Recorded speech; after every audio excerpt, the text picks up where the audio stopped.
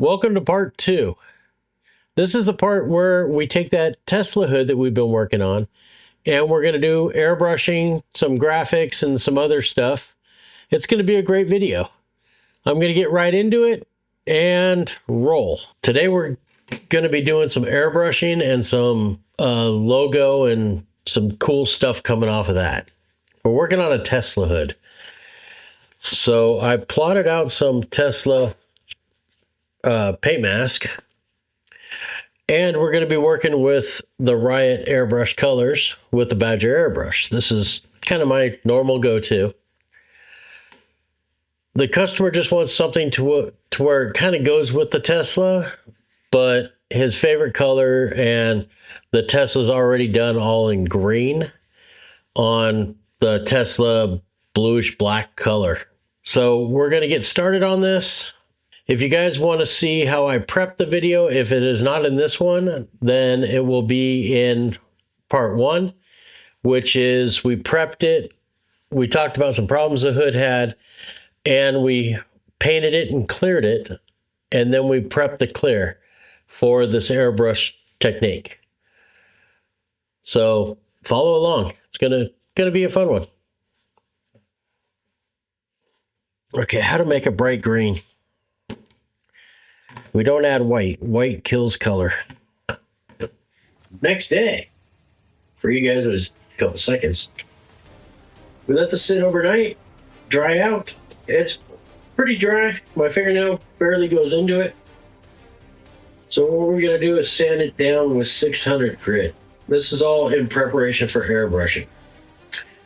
So if you're going to do any type of airbrushing, if you're one of the airbrush artists that follow me, this is where you get basically a stock hood. This is what you'll be given. And this is how we're going to prep it for airbrush. Now, if you're doing a complete hood, for me, even if I'm doing a little tiny something on the hood, I'm going to re-clear the whole entire hood. I like to re-clear the panels that I airbrush on. And the reason for that is you don't want an edge that can start peeling later on. And basically what we're going to do is just 600 it down. Now, if it's factory paint, sometimes it's a little bit harder. And you can start out with like 400 grit or something like that. But this is really fresh, so 600 is plenty. Some people like 1,000 grit, some people like 800. I like that extra bite. The clear is going to fill up the scratch anyways. And 90% of the time your airbrushing won't show a 600 grit sand scratch. We just take the block, we could use that as a squeegee, and we can see how far we've gone. And you want the whole entire surface to be dull. So the worse the painter is, like me, the more orange peel you have. A lot of these factory cars now are coming with a ton of factory orange peel, so.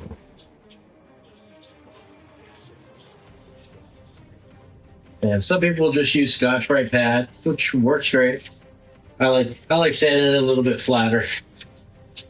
I'm going to go ahead and finish this up. I'll do the whole entire hood, bring you guys back, and we'll start airbrushing. Okay, I went ahead and tried to find center on this hood. It's very difficult to find center because everything is angled. We did go off the top of the body lines, and I think that got us pretty close on these runners, or whatever you'd call them, body lines. So we think we found center. Now what I'm going to do is put the sticker on center, and then measure off of the bottom edge of the hood, just to double check. Now I have a line that goes across these 2 points that I drew on, so I do have that. We'll measure from there. 5 3/4. Measure from there. That's 5 3/4. So we're pretty much on. I was a little bit off, and I've twisted this a little bit, measuring back and forth to make sure. But you're going off of something that's kind of rounded, so it really doesn't show, you know, this is exactly what we have. Measuring off the edge of the hood, it depends on where you are. If you're dead straight, if you had a level on it, maybe that would work, but on a material tape measure, it's pretty hard. So we're at 15.5 to the top edge, to the edge of that body line. Now you have to flip it over, 15.5 to that top edge. To that, it shows we're off a good 1/8 of an inch, but I don't think we are. I think that's just the you know, it's hard because everything's angled. I did have Chris come out and look at it, and she said we're good. So I trust her eyes more than I trust mine, because we've had a lot of surgeries on my eyes. So anytime you put down a sticker or paint mask or whatever we're doing, lay down a piece of tape kind of towards the center or a little bit lower. And this way we can get it all lined up. You're not just kind of putting it on in the dark. Press down your transfer paper, transfer tape real well. I got real low tack transfer tape because a paint mask is low tack also. So a lot of the times, why am I doing this without my glasses? A lot of the times, the tape is stronger than the paint mask, so you end up pulling the design up as you're going. Now, one thing I did do was alignment pins on this, or alignment marks, or whatever you want to call it. So you can see that just came up. We want that to go with us. So what I did was I cut out squares up top. We got to make sure those don't move at all. Those have to be exactly where we want them. Now the reason why is because I'm laying down multiple masks. Okay, so what we'll do is we'll pull this up.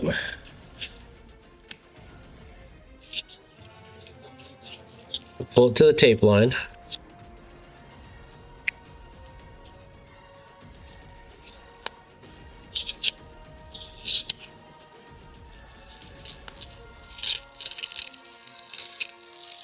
Tear that off. Then right in the center, we'll just push our way right up and just let it kind of relax as it goes up.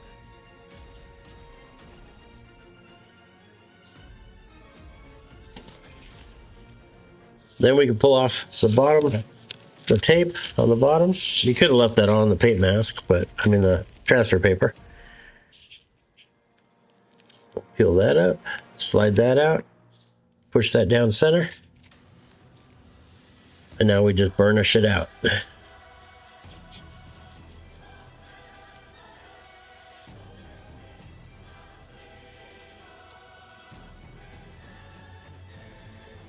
Okay.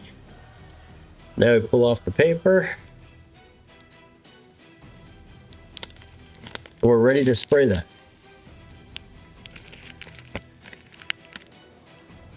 So I can clean off all the marks now. We're all done with the marks. We do have these two squares here that you can't see, but they're there. I can't even see them. Light has to hit it right. There's one. So there's a square, and there's a square.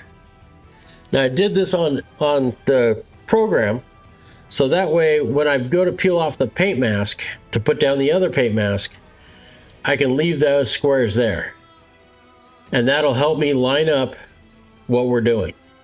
I like to do squares because you got 4 corners to line up to. Some people do crosses, some people do circles. This is just how I do it. So when I design the artwork, I'll design it to where I have 2 or 3 layers of whatever I'm doing with the squares.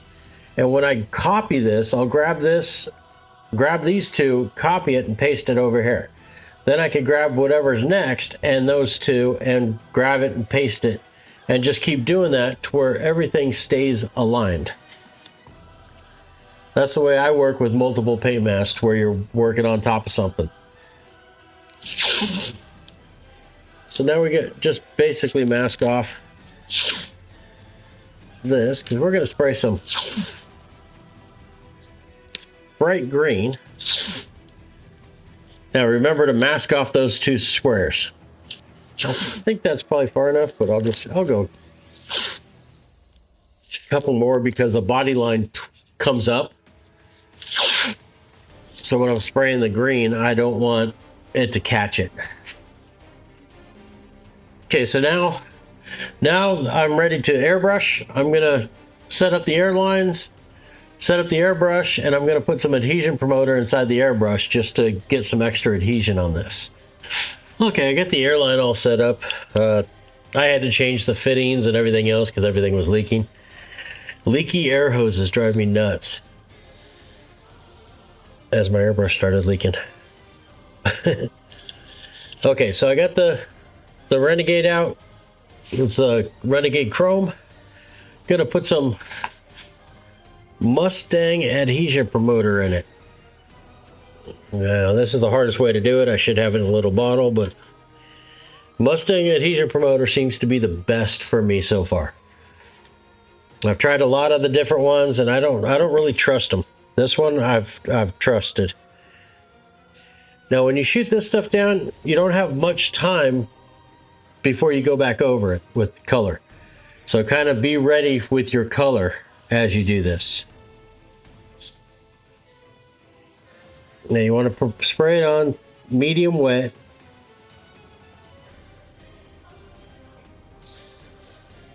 What I'm doing is I'm looking at the light, trying to get a reflection off of it to see how wet it is. Okay.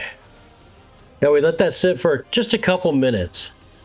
So now I got my bright green, hopefully bright enough green. What I'm doing right now is I put my fingertips over the air so the air gets forced back into the airbrush and it bubbles up inside the cup. And that's the way I mix my paint inside the color cup. Yeah, this is very transparent. So what I'm going to do is mix up another airbrush with some white in it. And so I'm mixing up my reducer and the white. We'll airbrush this on.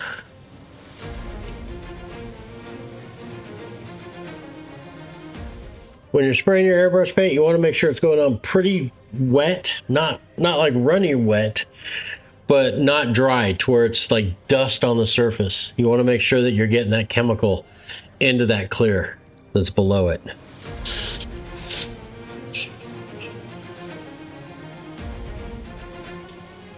So now what I'm going to do is mix a little bit of that green into that white. Just going to make it like a mint green. Just so it's not so stark white when I go to shoot my color over the top of it.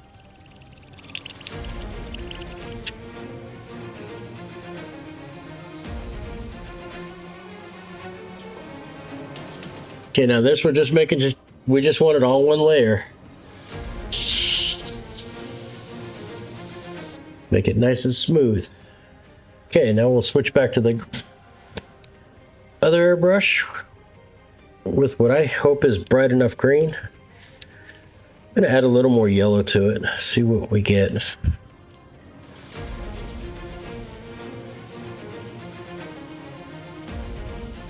We'll let that set up a little bit, make sure we're not getting it too wet. So he wants a really bright green. So this is pretty bright. On the black, I think it'll look pretty good. We just have to make sure that we're pretty close to the color of what he has on the rest of the car.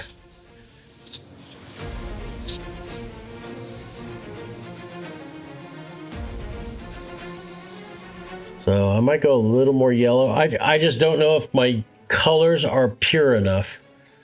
So when you're mixing colors together, you have a color wheel, and the closer you are to the center of the color wheel, the darker or more muddy the colors are. On the outer skirts of the color wheel, that's how clean the colors are.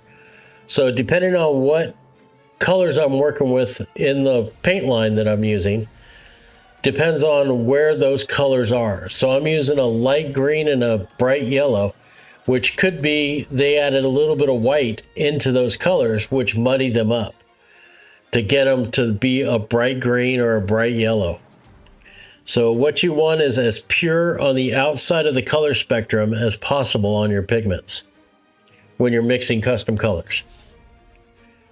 And because we're spraying right next to bright yellow, it's kind of hard to tell how bright this is. I just add a little bit more yellow into it, and I'll go ahead and fog that over the top. But I think the yellow is kind of whitish.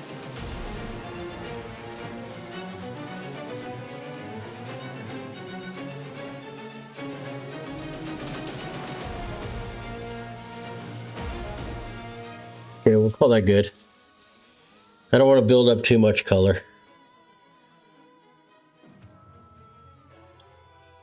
Okay, now we're going to let this dry. And then we're going to paint mask on top of what we just did. So we have to let that fully cure. About a half hour should be fine. So meanwhile, I can unmask we'll let it dry. Because sometimes if you unmask it too soon, the chemicals haven't completely released from it, and you could end up peeling your paint that you just put down. So I got a little ahead of us. I unmasked this. That's all I did was unmask it.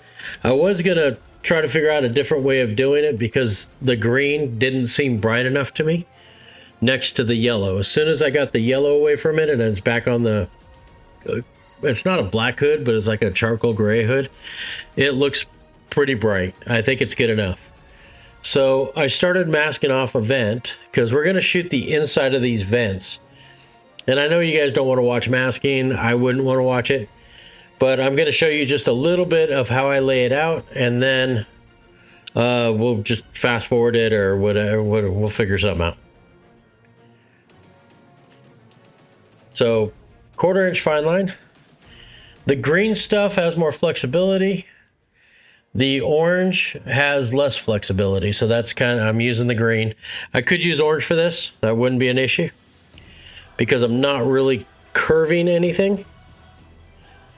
But there is a slight curve to it, but I'm just following the edge. And what you do is as you're pushing it down, you're kind of steering it with this hand. That hand does the steering, and the other one just pushes it down. If you have fingers that kind of feel sticky and kind of bounce a little bit, you could put a piece of tape on your finger, and that helps it slide real nice. See how it kind of, you hear it kind of getting sticky? So what you can do,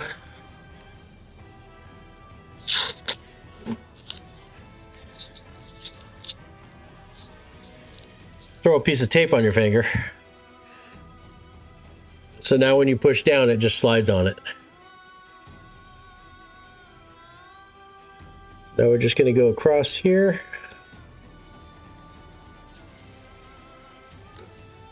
And pull the whole piece off when you try to tear it.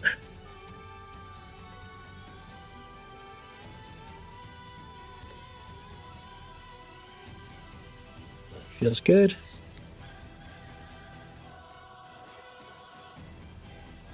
Now these vents are not perfectly straight, so I'm having to do 2 pieces on each one.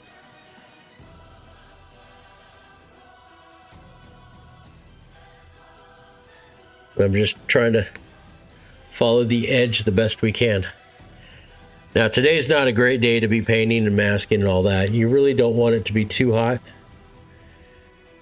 And we're 106 today or something like that.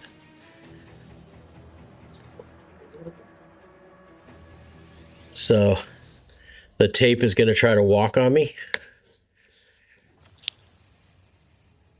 When it gets extremely hot, it can, the glue kind of releases from it, from the surface or from the backing of the tape, and you have issues. So that's why if you notice the other side, I already have the outline around it. And that outline is designed to kind of help hold it down. At least that's what you hope it will do. The tape I'm using is J tape. It's out of England. And I've been using it for a lot of years. This tape is probably pretty old. I've been using it for a lot of years, never had an issue. But there's a lot of tape companies out there. I'm not telling you which one to get.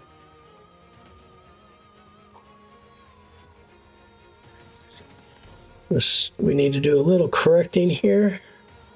So correcting, instead of picking it up and reshaping it, I just add another piece. This vent kind of, we are working with a fiberglass setup. Okay, so now we need to switch tapes to a smaller tape.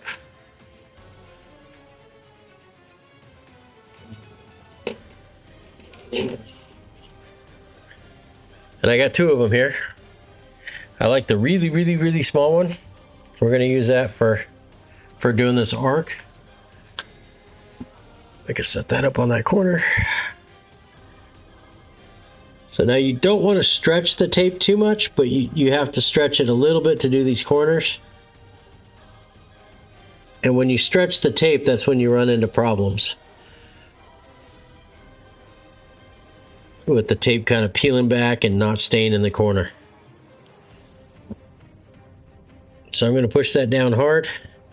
And then I'm going to take the other tape, the 16th tape. That was like 32nd, or I don't know, it's all in metric for them. And now I'm going to take this tape and kind of lock it down.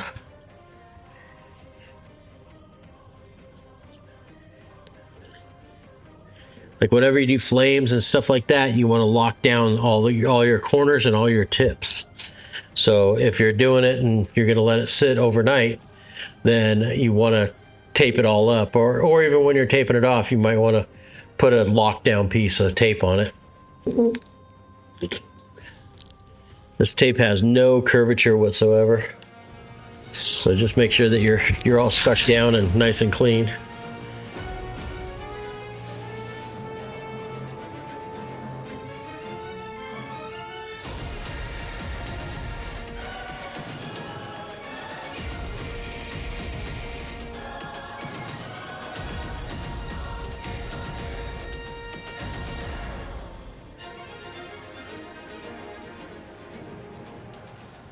So we're going to spray the same setup that we did for the Tesla T in here. Now what I ended up doing on that to try to brighten it up was I shot white down, then yellow, and then I shot a green candy mixed in with a little bit of yellow over the top of it. So we're going to do that right now. First off, we need another airbrush with some Mustang in it, some adhesion promoter. And a lot of people have questions on cleaning the airbrush and changing colors and stuff like that. I have a couple videos on there in my playlist on cleaning your airbrushes, changing colors on it, what to do if there's a problem, how to deep clean them, which, we don't recommend deep cleaning them, but sometimes you have to. Like, I let paint sit in these while I waited for stuff to dry, and with the urethane, sometimes they'll dry up, or with water base, it even dries up sometimes faster. And if it starts drying in there and clogging it up, then you're gonna have to. It's part of the game. Now there's some areas that I couldn't really sand in here. So I'm making sure I get the acid pretty good in there. I call it acid, but whatever chemical it is that's helping etch in. I like doing 2 coats of it.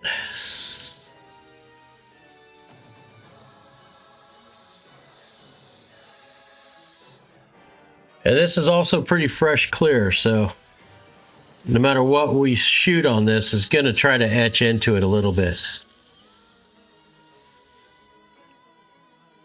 Okay, so that's done. Now we quickly switch over to the white color. This is whitish yellow. So what I'm going to do is just kind of shoot it real heavy in the very corners.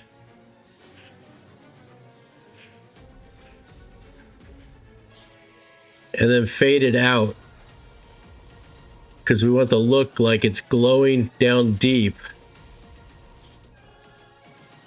but fading out towards the outside edge.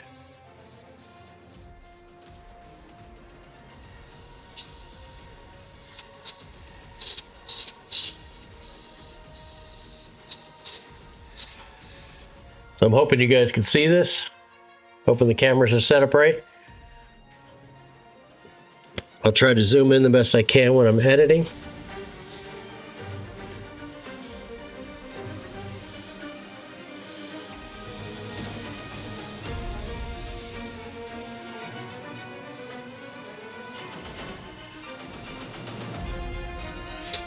Okay, so the whole idea is to make it look like the inside of this is glowing green and kind of coming out of the vents. So I'm going to go ahead and do this other side.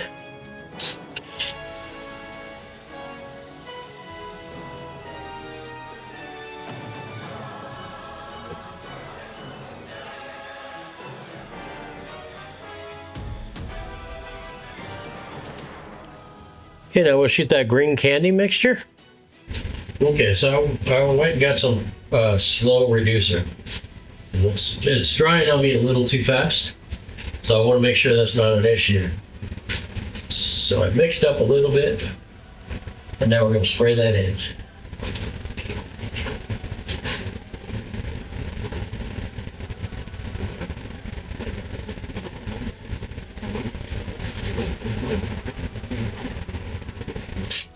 Just did a big old thing on doing these vents, talking about my camera battery overheating and shutting off, and it shut off. So I went in with the candy green and sprayed it in. I was talking about the weather being so hot that it was causing dry spray and overheating the camera, so I couldn't keep going.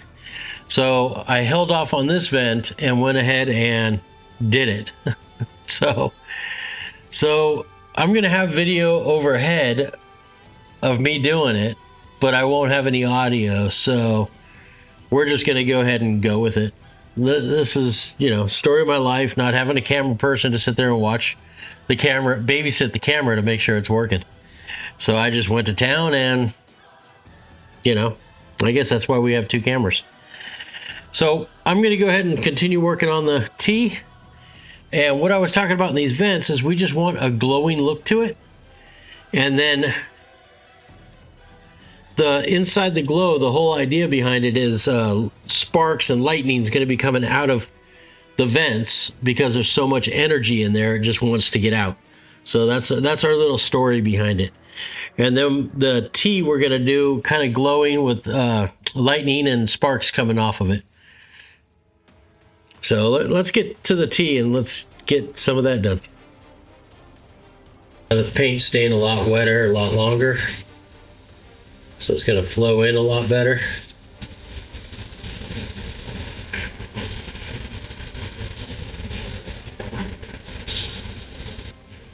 Because it's yellow and the candy green is so transparent, when I shoot it over the black, it makes a nice blend. So you're really seeing the brightness over the yellow.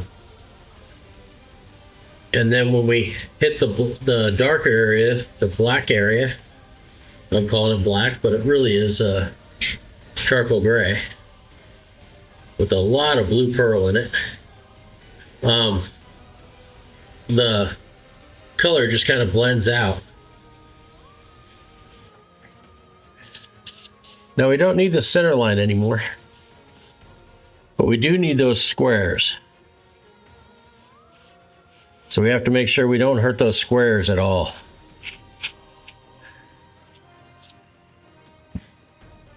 So I'm going to go ahead and clean off our white lines.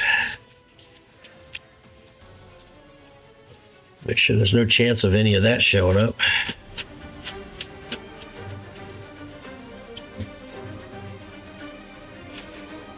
Okay, that's all cleaned up. So now we're going to take our other T and put that on there. Now I'm seeing some ghosting here of that white line, so I want to, before I lay this down, we got to do that. So for some reason it's showing up and it shouldn't.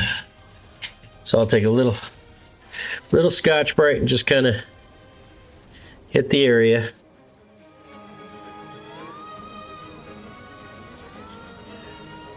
Because we're going to be doing some transparent airbrushing on this, and we can't have any chance of that showing up.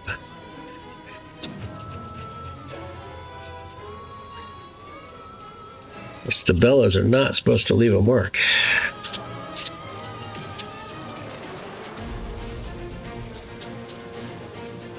Get some marks out here too, just in case. And I don't think I did any over here, but just in case. It's a good thing to pay attention with where you put lines and stuff like that. I've done racing stripes and afterwards seen a ghosted measuring mark. Okay, so this is our T, which I probably shouldn't have put the transfer paper on with the whole entire thing on there. But what we can do is figure out where the squares are.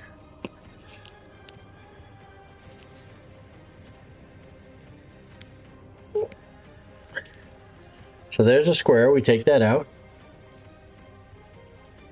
That means the other one's going to be right over here.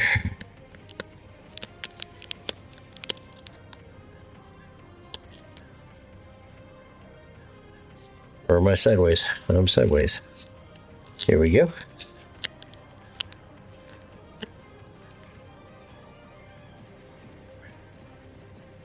Okay, so that's the two squares. Now here's a way to do this.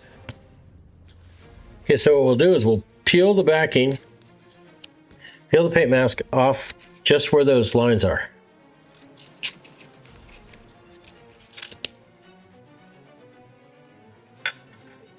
Cut that off. So now we have basically two squares to line up. We line up these two squares, stick that down, and now we have our T lined up. So now we can pull this off.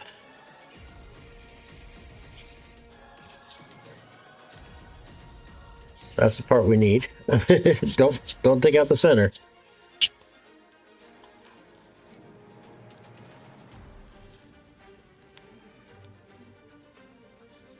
Okay, and then we can stick this down.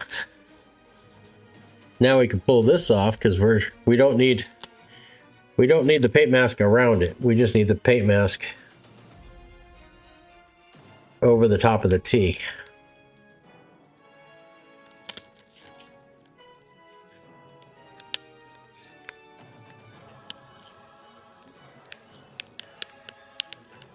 Well, we're looking pretty good because I don't see any green around it. We're going to get rid of these squares now. They did their job.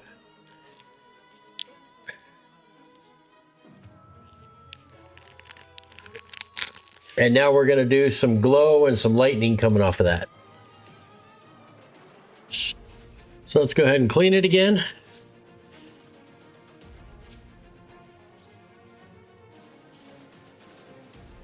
Now with paint mask, I kind of wipe away from center type deal, so I don't grab an edge and peel it. Okay, I'm mixing up some white. So now with this, what I'm going to do is just kind of spray the T in the center.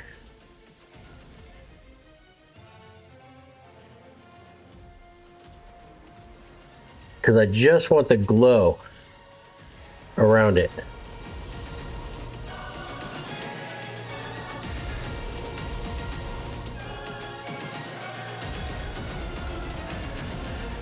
Okay, we'll let that sit for a little bit, and then I'm going to wipe it down with a cleaner, just the glass cleaner, just to get any of the weird overspray off if there's any like weird dusting overspray and stuff.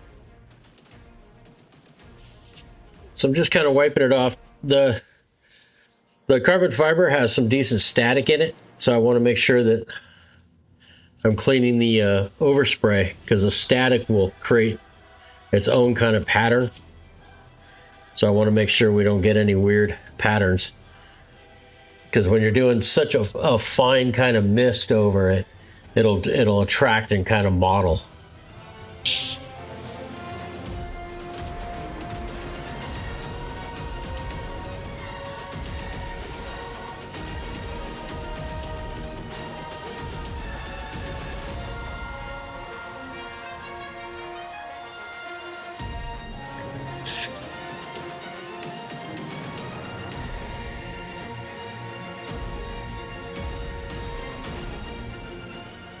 So when you're doing lightning, when I do lightning, I try to get it to almost blow out, so it gets a real sharp, crisp edge.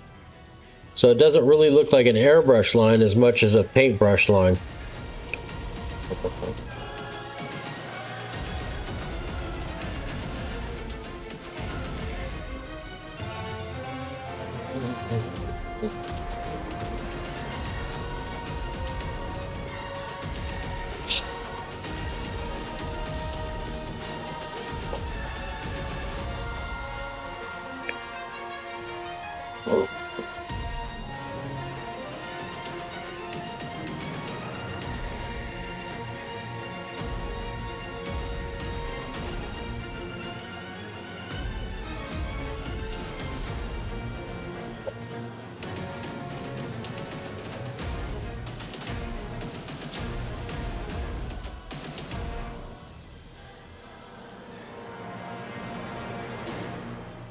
Okay, so now what I do is I kind of make sure it's kind of balanced in here.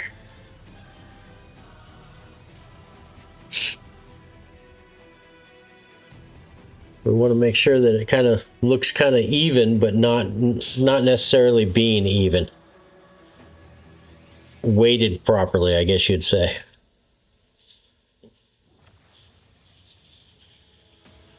Okay, so now what I'm going to do is just kind of fog some white around it, because this is the first stage of the lightning.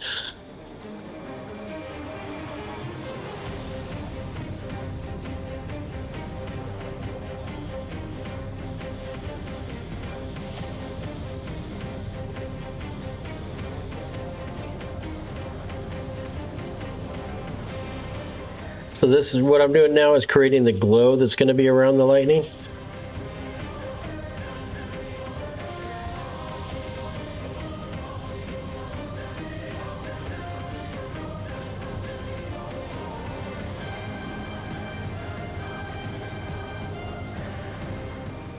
Now what I'm doing is just adding a little bit of texture in around it.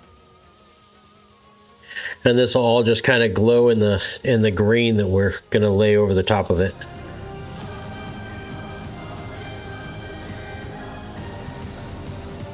Okay, now we're going to mix up some candy green and shoot that over the top. Okay, so we got our green, which is candy and yellow. It's kind of both. I took regular yellow and mixed a green candy into it. So now what I'm going to do is just kind of do it as if it was still the white, and add this color in. Now remember, you still see some of this green. It's not like this color is black. So if it was black, then we could probably shoot most of this over directly, and you would not really see it. But due to the fact that this is that gray, it's going to alter the colors below it. So you want to make sure that you're staying within your direction and thinking about the pattern that you're creating.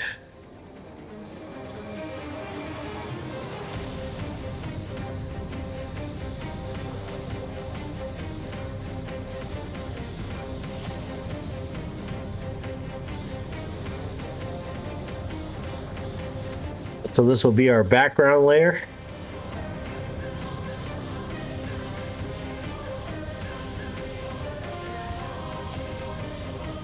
And then we'll go back over it with white again and do the same process.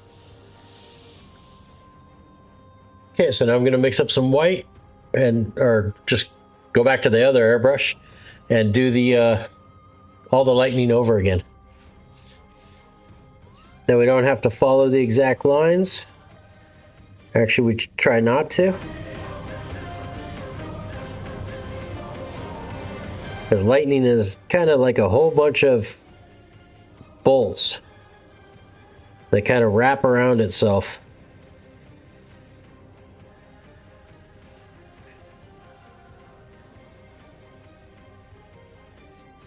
If it's just a line like this, it doesn't look as good. Then if you take it and you take a couple little pieces coming off of it and kind of like it's really trying to get to that source of ground.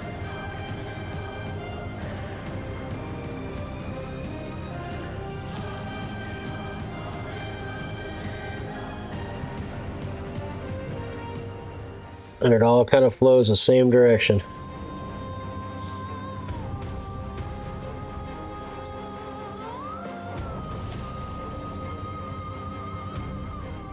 This is where you have fun. Just have fun with it. It's artwork. There is no right and wrong on it.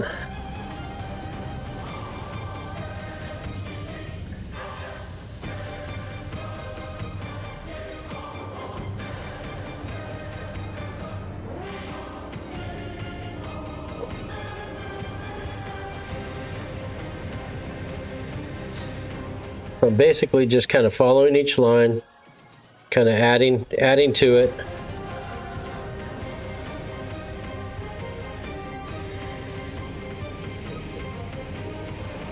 Leaving the original line still there, so that way we have depth in it.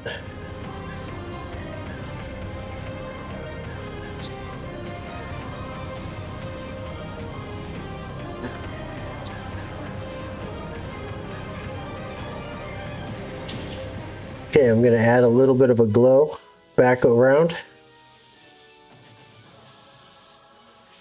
We want to keep that glow there.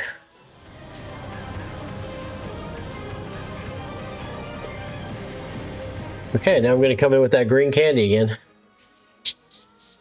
Okay, so I decided to mix up a little bit of yellow. And I'm just going to go over kind of the base area with yellow, so we can get a little more of that kind of bright glow, other than just using that green and white. Now when we shoot the green over the yellow, it'll make it that much kind of brighter. Just gonna add a little bit of texture in here with the yellow.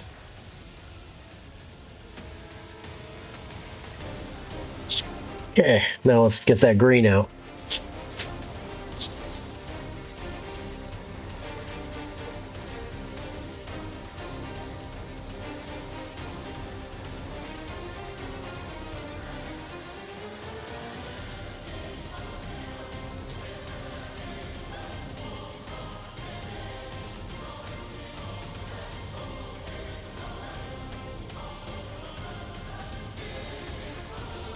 Yes, so this is like 3 coats of candy green going over it, and it's way over reduced.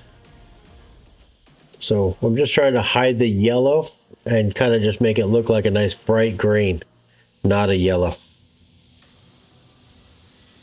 So I think we're looking pretty good on the lightning.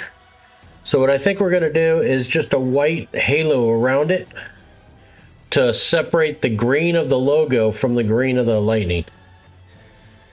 So that way the Tesla logo looks like it's just kind of floating over the lightning. Now we do have to remember that this is green candy on this. So any white, when I hit that clear on it, it's going to bleed through.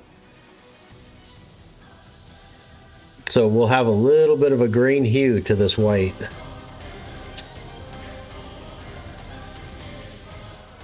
All right, so I talked to Oliver, and he loves it.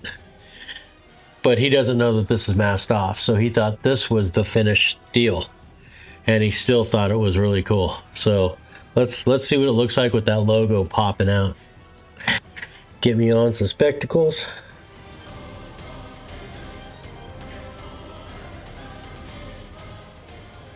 Now we just pull off the paint mask.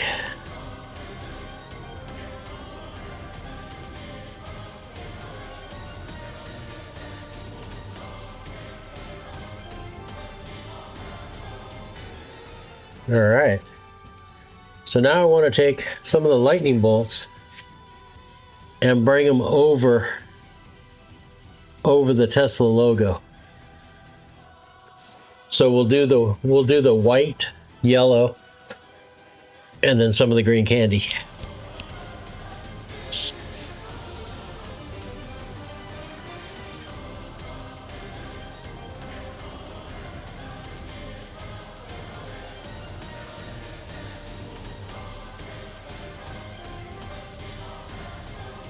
Throw a little tiny yellow over that.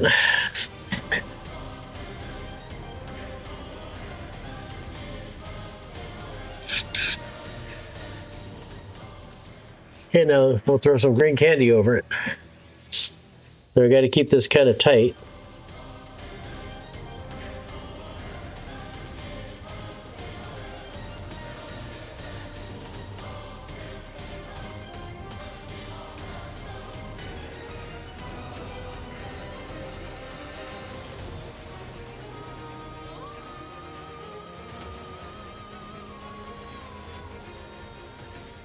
Okay, now I'm just going to kind of make this pop a little bit more.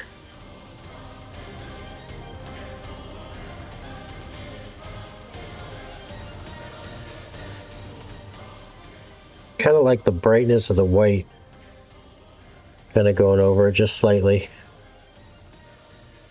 I think it kind of wakes it up a little bit. I'm so close to the hood doing these lines. You can, every once in a while you hear me hit the horn of the needle protector. All right, I think we're done. I'm just going to go ahead and do a little bit here. Figure out why that's there. That has to be connected somehow.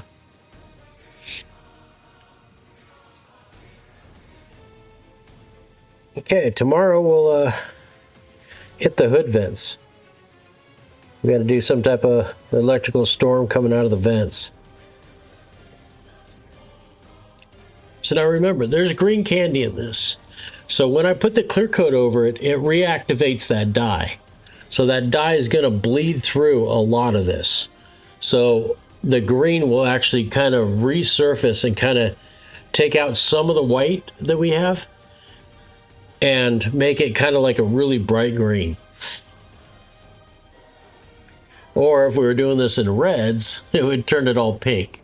So that's something you got to think about.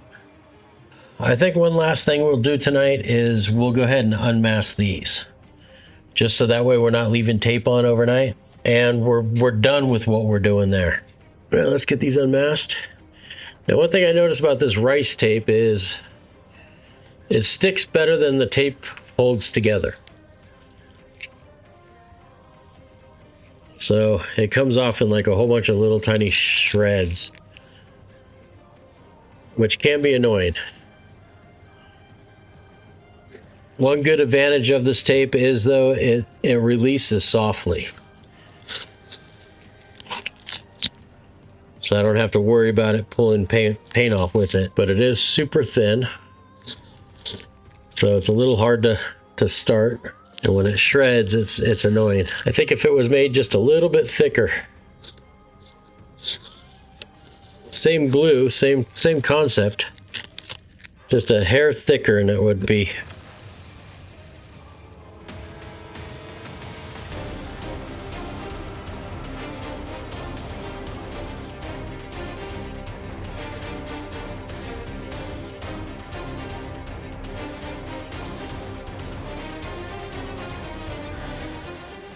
Now the other side.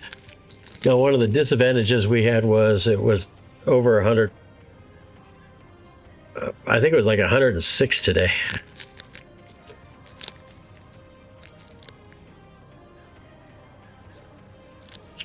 And one thing I have right now is the garage door open, which normally you would never do when you're painting, especially at night, because that allows all the bugs to come in because they all go to that light. So you want to make sure at nighttime you have the garage door, as much doors shut as possible. And if you do open up the doors, then shut off the lights prior to opening the doors.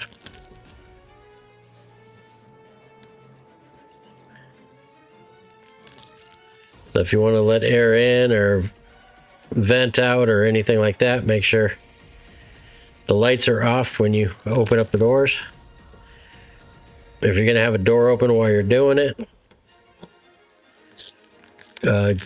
good luck. No, put filters on that door opening.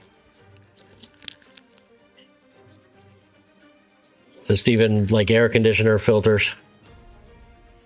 Just figure out a way to tape them across, string them across. We used to do baling wire around them, and that worked out real good.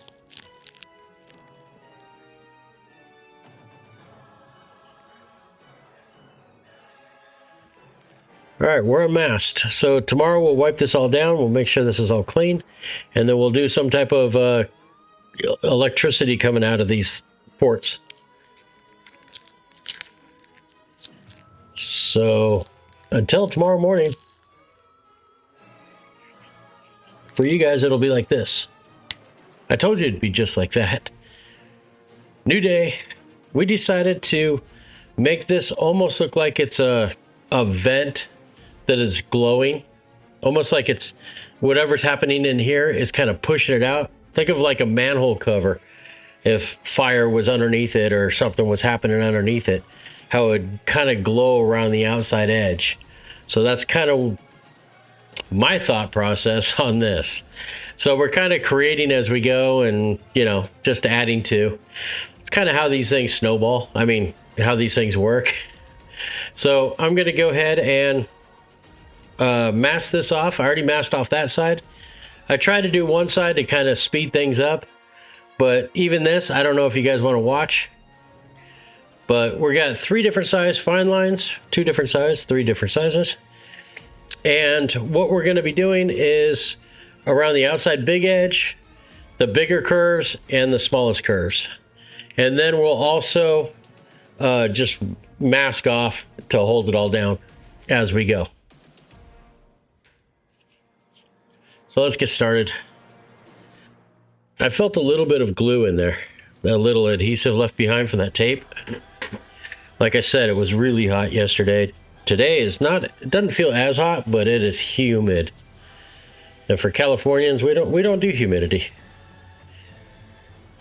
So I'm gonna make sure that there's no glue around here. Probably should have done the other side, but we'll do it after we unmask. I will go inside the crack and make sure there's nothing inside the crack before we paint. I'll just do it right now. Got a wet towel, might as well.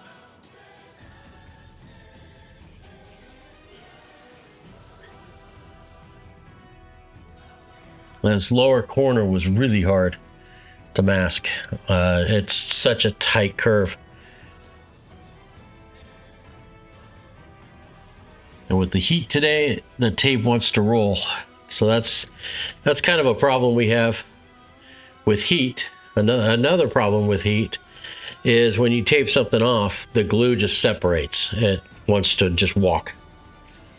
It's a little difficult to mask because it's not a real sharp, clean edge that you're masking to. It's kind of a roll. So it's kind of your guess of where that line is.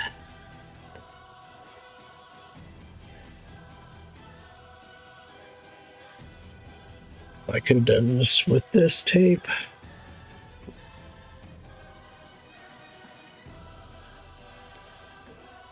when you're masking, take your time. Don't worry if you have to do it, re-go over it a couple times.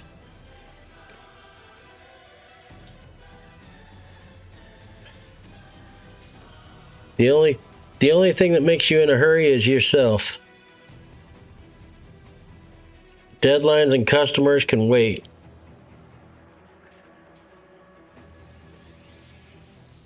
I guess I say that because this is a friend's hood and he's not in a hurry. But we've been known to push ourselves so hard, try to rush something for a client, and then have it go wrong because of that. So a lot of the times it's better just to say, hey, look, man, we can't rush this. This is something that cannot be rushed. Especially masking on wet surfaces and stuff like that.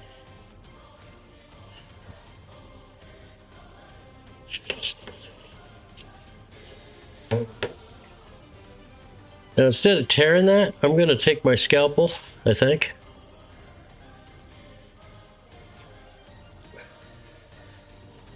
And then I just lay the scalpel across it and then pull the tape diagonally. And that'll give me a nice cut edge.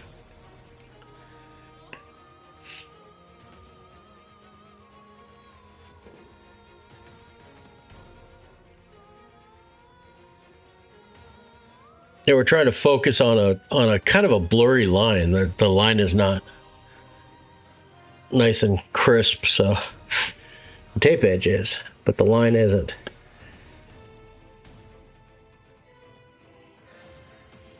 And you're looking at something with a lot of pearl in it, so it kind of shifts.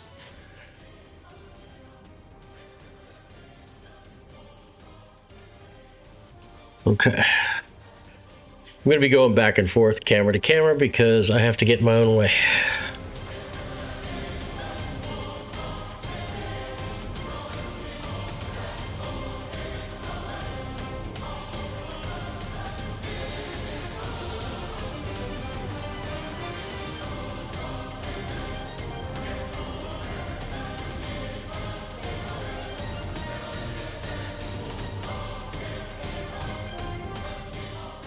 And when it's tight corners, sometimes I'll do the corner and then I'll come back up and do it again. So I could kind of get that tape to stretch a little more.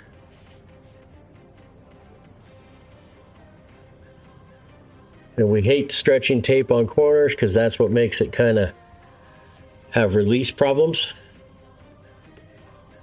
Right now we're not too hot, but we are probably 95 degrees. Pretty sad when 95 feels nice and cool, huh? Okay, since it's so hot, I'm going to lock these down right now.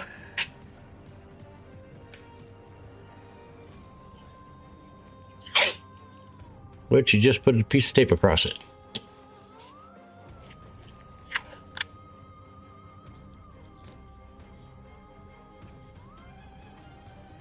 So that tape kind of holds it from stretching back in. Okay, now for the really small ones. I got this tape that's very, very thin.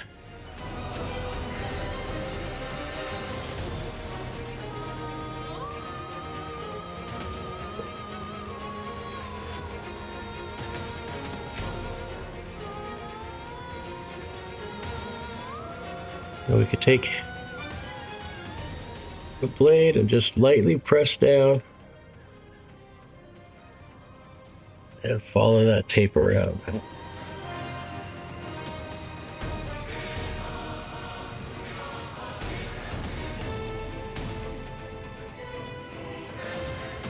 Same with this one.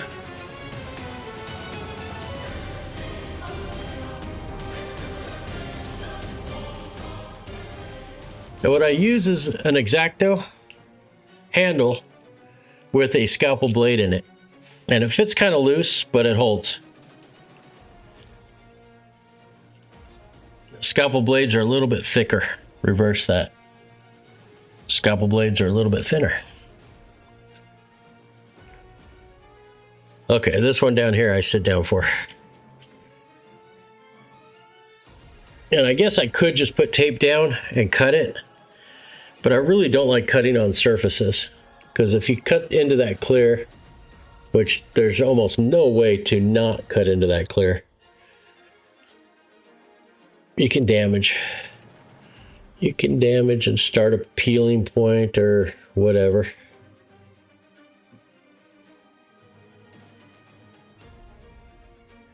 I mean, this is such a tight U-turn down here.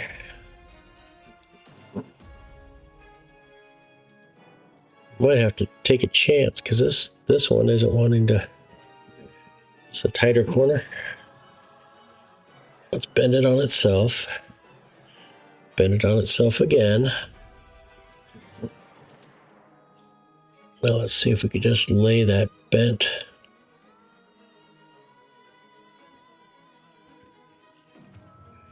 No, this side's going more. All right, that's not too bad.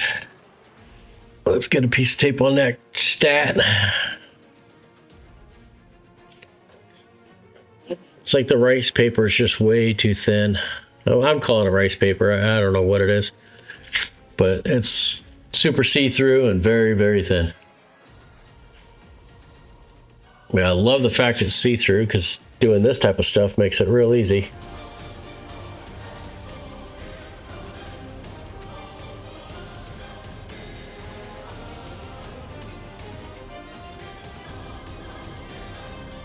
Let's go ahead and mask off the outside, and then we're ready to do the little glow, I guess we'd call it.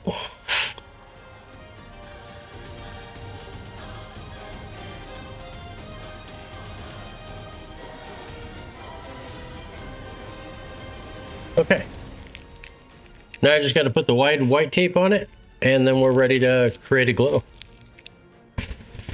Okay, the reason why we mask this off, as you tell, I got all this done. The reason why we mask this off is so that I could get a nice hard edge, and then we'll unmask it all, and then I'll soften the edge. But I want to be able to get this to that bright green without getting too much overspray on the rest of it.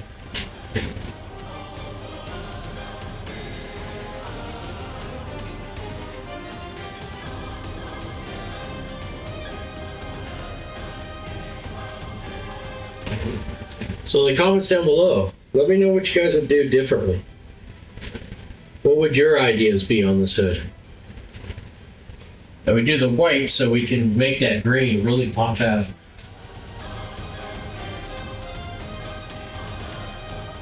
Now switch over to some yellow. Now last night I left the paint inside the airbrush.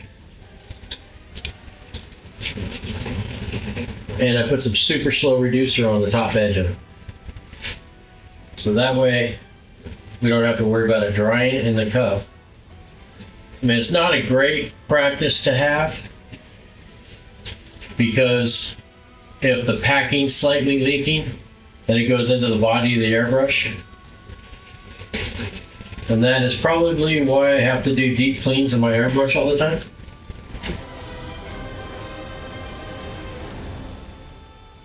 I can tell it's cooler today because the paint is staying wetter longer. We gotta make sure we get all the different edges and angles. Okay, now we come in with the green candy.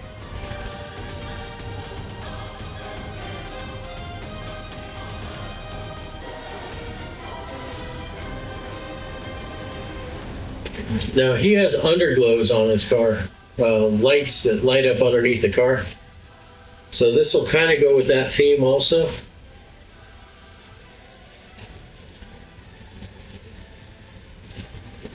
Okay, we just got to make sure that the yellow looks green. And I think we're there. Now each coat we do will get darker and darker and darker. So we have to watch out for that. We want it to look bright. Okay, we're going to call that. So we'll let that dry up for about a half hour.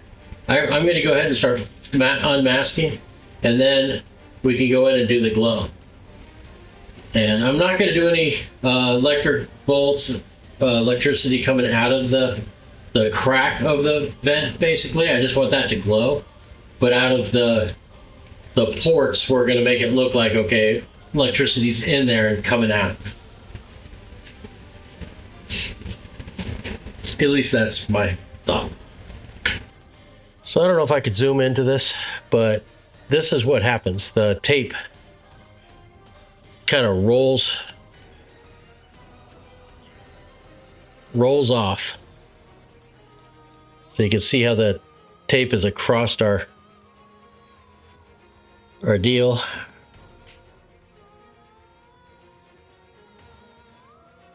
So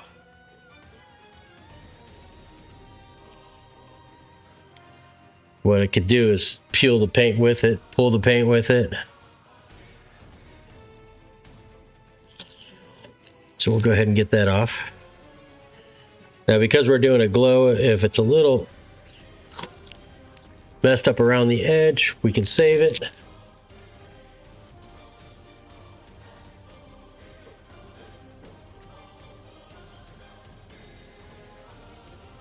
It really likes to stick.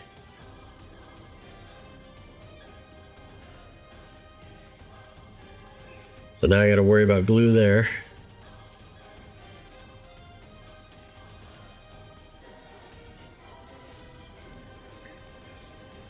But this fine line does give you a nice clean edge. Now I got a vinyl pokey tool that works really good for getting underneath the edges and getting that started.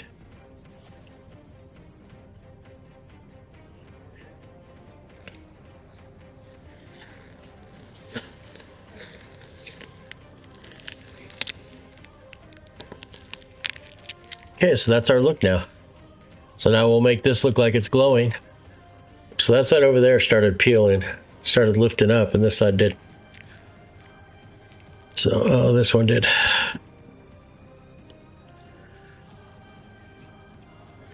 When you guys take off masking tape, when you're peeling fine line, pull kind of back on itself and at like a 45-degree angle. It could be more, it could be less. But what that does, and tight to the surface, what that does is that creates almost like a cut line as you're pulling that off. Now this tape is leaving glue behind. So it was the end of the roll, so it could be that. So I'm gonna let this dry a little bit longer before we start airbrushing, because I gotta wipe it. And I want to make sure that I could use the chemical on it without hurting the base coat. So I want the base coat to dry a little bit longer.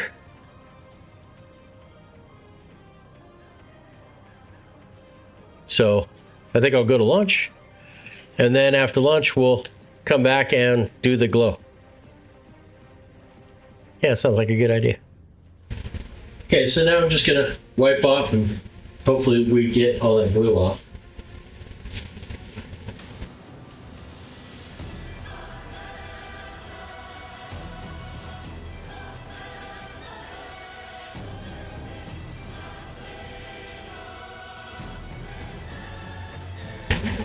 Okay, I don't see any glue left.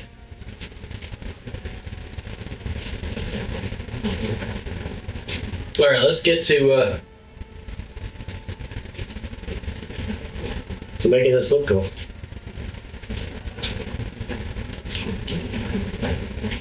Okay, so we're gonna do electricity going back, and I think the glow will just kind of glow around it. So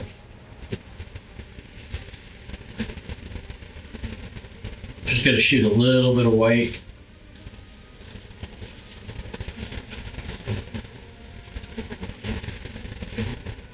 Around it.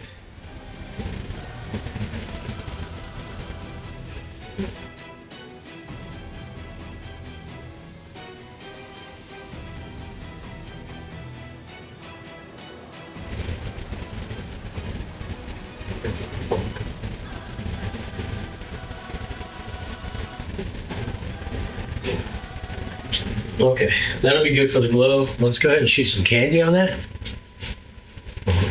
I know we shot yellow on the other stuff, but let's just see what this does.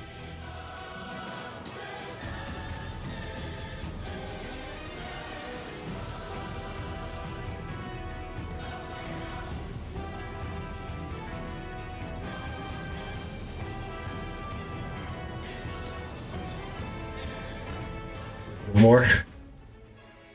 That'll kind of give it that glow look. Kind of reminds you of back in the 80s when we used to do neon tubes. We used to do neon tube look on vehicles.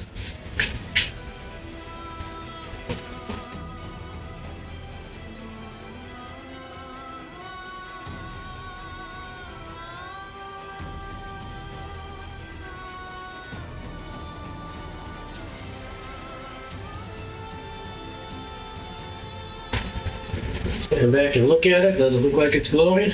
Yes, it does. Okay. Now we can do the lightning bolt stuff. So I think what we'll do is I'll just take some of this candy and kind of streak it out. There's a little bit of yellow in this, so you'll be able to see a little bit of it. But I want to add that background texture. So I want to start laying down that candy a little bit.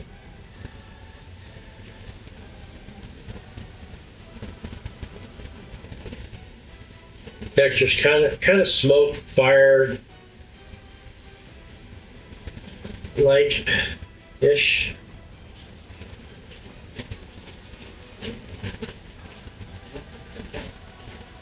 And it's mainly going to come out of that main vent.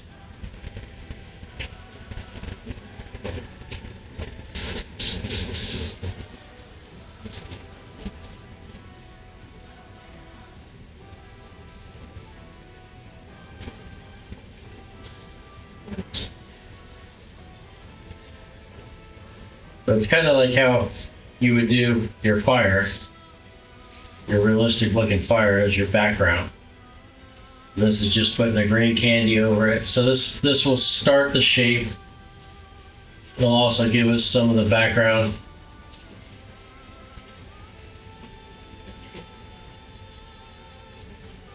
Okay. Now let's go in with a little bit of white. We'll do the start the lightning.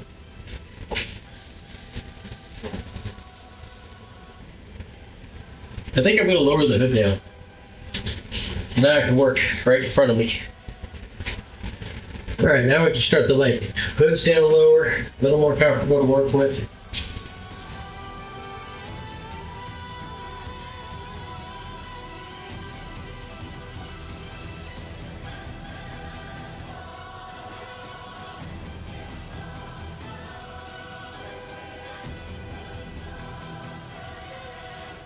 It doesn't need too much. I think if we do too much, it'll look overdone.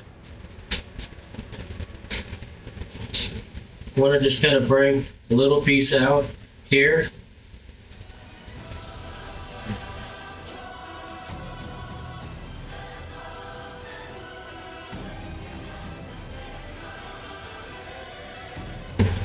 Okay.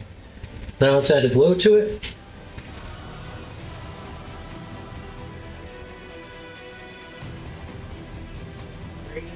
Okay, let's do the other one. Do I want to do the same vents?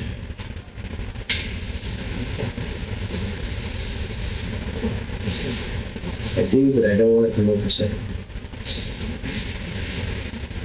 Or at least I want to make it look like it's out of the bigger type vents.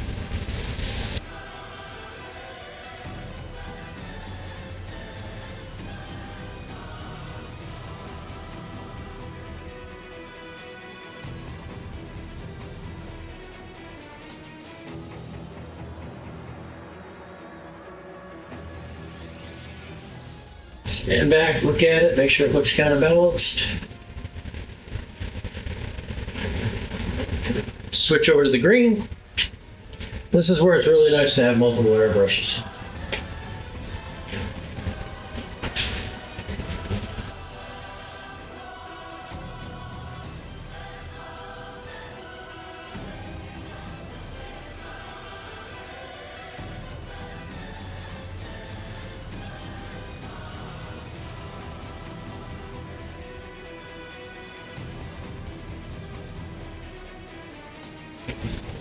I'm going to bring in a little bit of yellow, just to get that green a little brighter.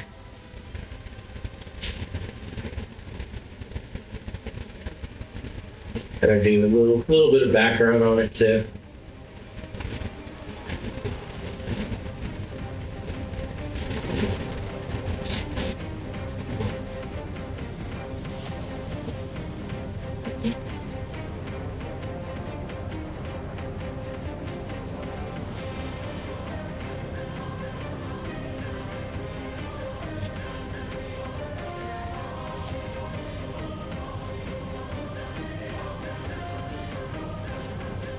With that done, I'm going to go ahead and grab a little bit of white and go back over that yellow and kind of define the lightning bolts a little more. So we're adding another layer to this to where it doesn't look so single dimensional.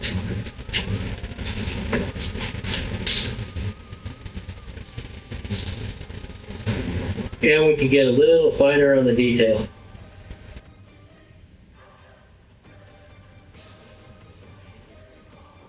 You don't want to go over the same lines. You want to create all new. Otherwise, you'll get rid of your depth already.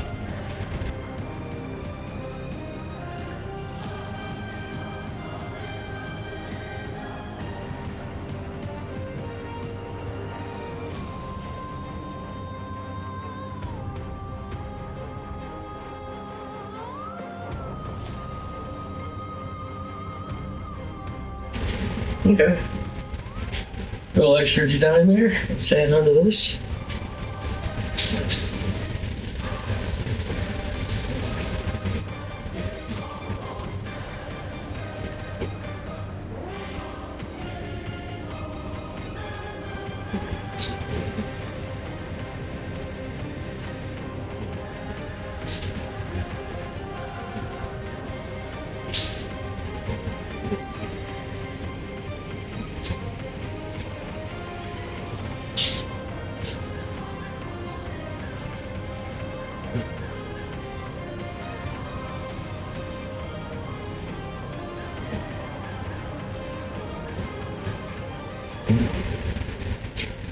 Stand back and look at it, see if you need to add any more. I want to add a little bit more height in the center here.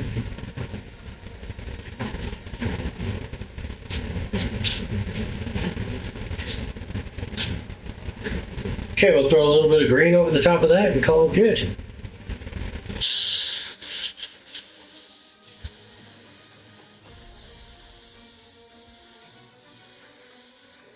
We got to remember this candy does have a little bit of yellow in it. Otherwise it would be real dark green.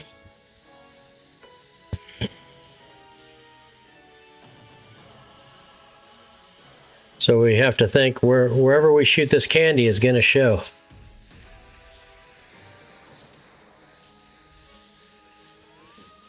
Which doesn't really matter because we want that whole glowy effect.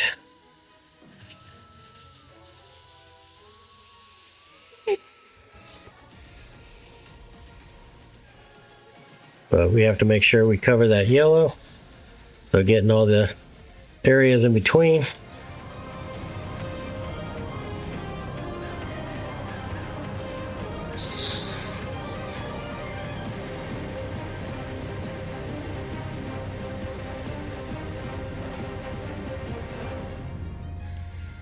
All right, I'm going to call that good.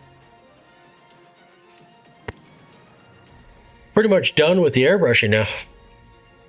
So the only thing left is to let it fully cure, which is about 30 minutes, 40 minutes. We'll wipe the whole hood down, tack cloth it off, and then we'll shoot some clear. And then we can color sand and polish. Let's get in there. Part 2's over. Now we need to head over to part 3. So check out part 3. This is the finishing touches, color sand and polishing, and all the fun stuff that goes along with that. A little bit on installing the hood too.